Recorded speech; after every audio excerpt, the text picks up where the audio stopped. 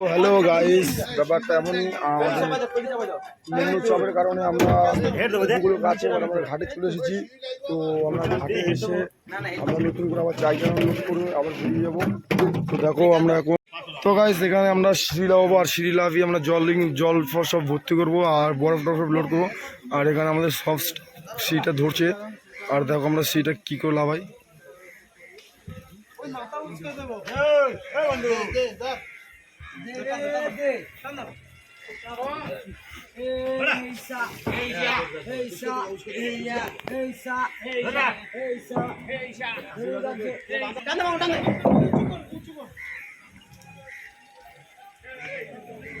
তো গাইস সেখানে আমাদের সিটে লাগানো হয়ে গেছে আর এখানে এখন ওই ছোটো ভাইয়ের কাজ, ছোটো ভাই ওখান থেকে টানলে আমাদের এখানে সিটে লাগানো হয়ে যাবে।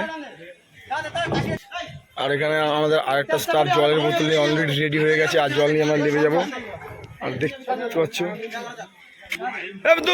আরো দুজন। তো গাইস এখানে আমাদের ডায়নামাজি গ্যাস আর এখানে ছোট ভাই সব ক্যাশ ধরছে।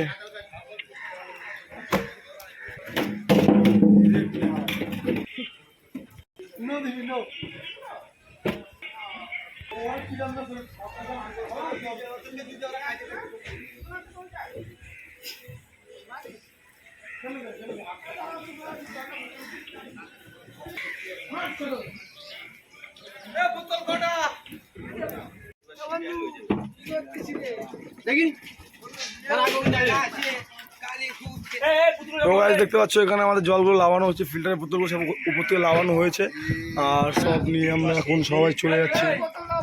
আর আমরা এখন এগুলো লোডিং করতে যাব, কলেজের দোকানে যাবো, দোকান থেকে এগুলো আমরা লোডিং করে নিয়ে আসবো। আর নিয়ে এসে আমরা এগুলোকে আবার রেডি করে আবার নতুন করে তেল ভরবো, তেল লোড করতে হবে, বরফ লোড করবো আর তারপর আমরা বেরিয়ে যাবো আবার বঙ্গোপসাগরের মাছের উদ্দেশ্যে।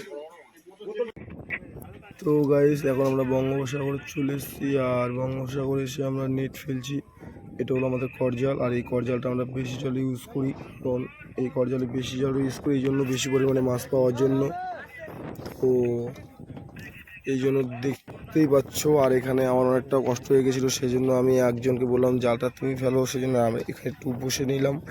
বসে থেকে আমি এখানে একটু হাঁপাচ্ছিলাম, কারণ প্রায় জাল মেরে দিয়েছি আমি, সেই জন্য এখানে আমি একটু কষ্ট হয়ে গেছিলো, সেই জন্য আমি একটু হাঁপাচ্ছি। আরেকজন নেট ফেলছে, আমি পাশ থেকে দেখছিলাম।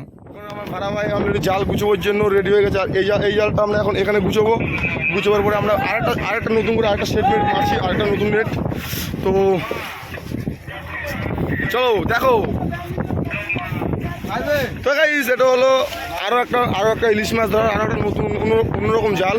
আর আমরা সবাই জানি এই জালটায় আমরা ভালো ইলিশ সংগ্রহ করি। আর এই জালটা গাইস বেশি জলের জন্য, যেমন ধরো ওই জালটা যেমন 30 হাত লাস্ট থাকে আর এই জালটা কিন্তু 50 হাত, তার মানে এর থেকে বেশি জলে জাল মারতে পারবো। তো সেই জন্য আমরা এই জালটা ইউজ করি বেশি জলে, যেন ইলিশ মাছটা খুব বেশিভাবে পাওয়া যায়। আর আমরা এখানে জালটা ফেলছি আর এখন একটু জলের একটা পাক থাকে আর নদীর এই 3-4 দিকে স্রোতের কারণে একটা পাক রয়েছে। আর এই পাকটার জন্য আমরা এখন জাল ফেলবো না, জালটা আমরা এখন ধরে রাখবো আর রাখার পরে কিছুক্ষণ পরে আমরা জালটা মারবো। তো গাইস ব্যাপারটা হলো ঠিক এখন এমন কিছু। আর এই সাইডটা জল দেখতে পাচ্ছ খুব শান্ত আর খুব সুন্দর রয়েছে, আর এদিকটা জলটা দেখতে পাচ্ছ খুব বাজে রকমভাবে পাক মারছে, কারণ এই পাকের কারণে আমাদের নেটটা পাকিয়ে যেতে পারে, সেজন্য আমরা এখন নেটটা ধরে রাখবো, কিছুক্ষণ পর আমরা মারবো। আর এখানে দেখতে পাচ্ছ আমাদের করজালটা প্রায় শেষ হয়ে এসছে। আর এখানে আমাদের দীপক রয়েছে, দীপক ভাই অলরেডি জাল মারছে। তো গাইস দেখতে পাচ্ছ এখানে দীপক জাল ফেলছে আর জোর 5 থেকে 7 ফাট জাল আছে। আর এটা মারার পরে আমরা চলে যাবো। আর ওইদিকে সব রেডি হয়েছে, এই জালটা ঘুরিয়ে নেবো কেবনে।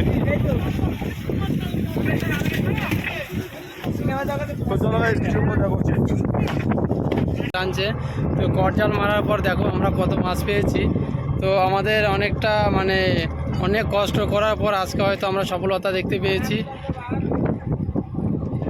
এই দেখো যে মাছ উঠছে আর সবাই জাল টানছে, দেখো সবাই জাল টানছে।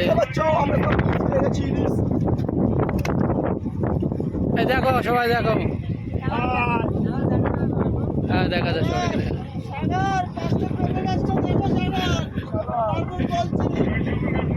দেখছো মাছ পেয়ে সবাই খুব খুশি।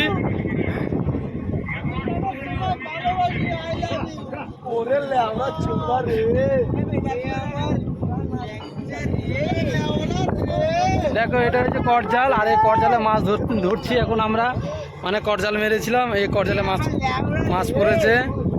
আর এটা হচ্ছে মণিপুরি জাল, এই জালটাকে আমরা গুছিয়ে রেখেছি কারণ এখানে মাছ খুব কম। দেখো সবাই দেখাচ্ছে, এই দেখছো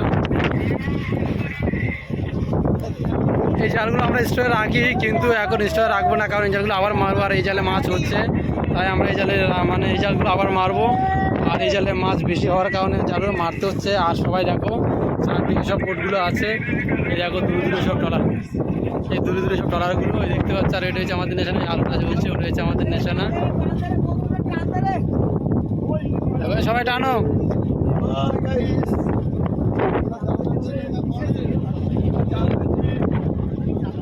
আমার স্যারাং কর্ম লুকিয়েছে।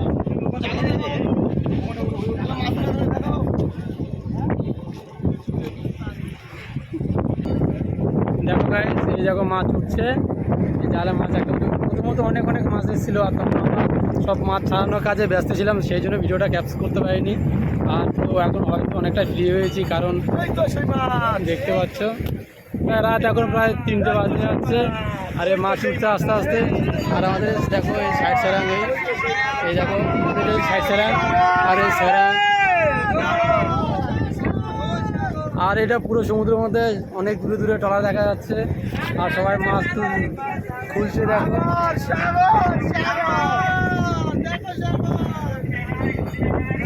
এই মাছ উঠছে, দেখো কি মাছ ভাই? ইলিশ মাছ। ইলিশ মাছ বিশেষ করে আমাদের পশ্চিমবাংলার সবচেয়ে এখনকার জন্য দামি মাছটা হলো ইলিশ মাছ। আর এই মাছটার জন্য সবাই খুব কষ্ট করে, খুব রিস্ক করে। দেখতে তো পাচ্ছ এর আগে ঝড়ের জন্য রিস্কে, শুধু এই মাছগুলো ধরার জন্য আমরা খুব রিস্ক করেছিলাম। মাছ সব একদম জ্যান্ত মাছ দেখতে পাচ্ছ।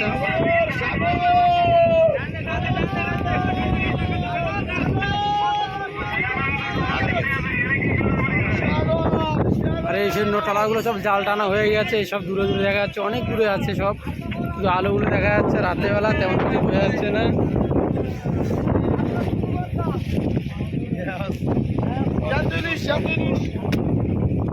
সো গাইস, এবার দেখাবো আমরা ইলিশগুলোকে যখন মানে স্টোর করবে তখন তোমাদেরকে দেখাবো।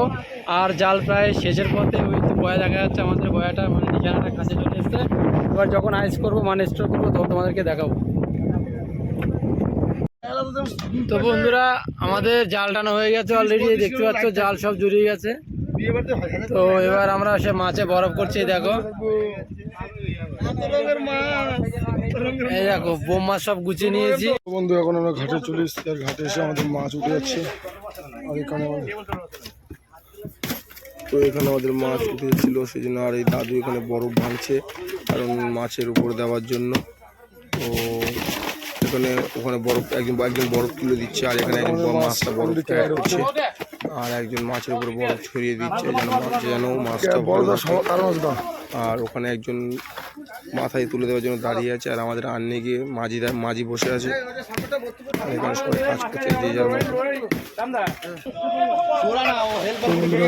ওখানে মুখে অলরেডি মাছ নিয়ে চলে যাচ্ছে, মাথা তুলে দিয়ে হচ্ছে, আর এখানে সবাই মাছ তুলছে।